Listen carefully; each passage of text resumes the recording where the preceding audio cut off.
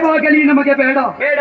ದೇಶದ ಸಂಸ್ಕಾರ ಸಂಹಿತೆಯನ್ನು ಉಳಿಸುವ ದೇವಾಲಯ ವಿದ್ಯಾಲಯವೇ ಈ ನೆಲಕ್ಕೆ ಬೇಕಾದದ್ದು ತರುಣೀಮಣಿ. ಅಂತಹ ಪವಿತ್ರವಾದ ನೆಲದಲ್ಲಿ ನಾ ಹುಟ್ಟಿದವ, ಪವಿತ್ರವಾದ ಸಂಸ್ಕಾರವನ್ನು ಪಡೆದವ. ಈ ನೆಲಕ್ಕೆ ತಾಯಿ ಅಂತ ನಾವು ಕರೆಯುತ್ತೇವೆ. ತಾಯಿ ಅಂತ ಕರೆಯುವ ನೆಲ ಇದ್ರೆ ಅದು ಇದು ಬಿಟ್ರೆ ಇನ್ನೊಂದಿಲ್ಲ.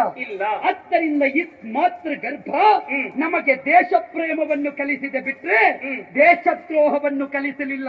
ಈ ತಾಯಿಯ ಸಿಂಧೂರವನ್ನು ಅಳಿಸಲಿಕ್ಕೆ ಬಂದ್ರೆ ಏನು ಮಾಡುದು ಮತ್ತೆ?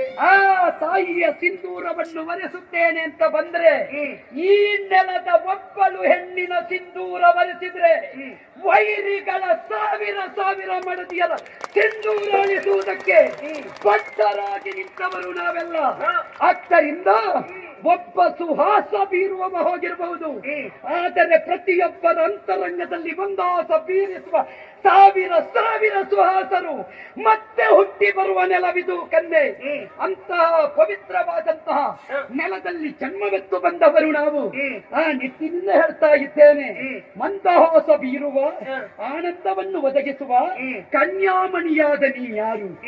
ಇಲ್ಲಿ ಏನು ನಿನಗೆ ಕಾಯಕ?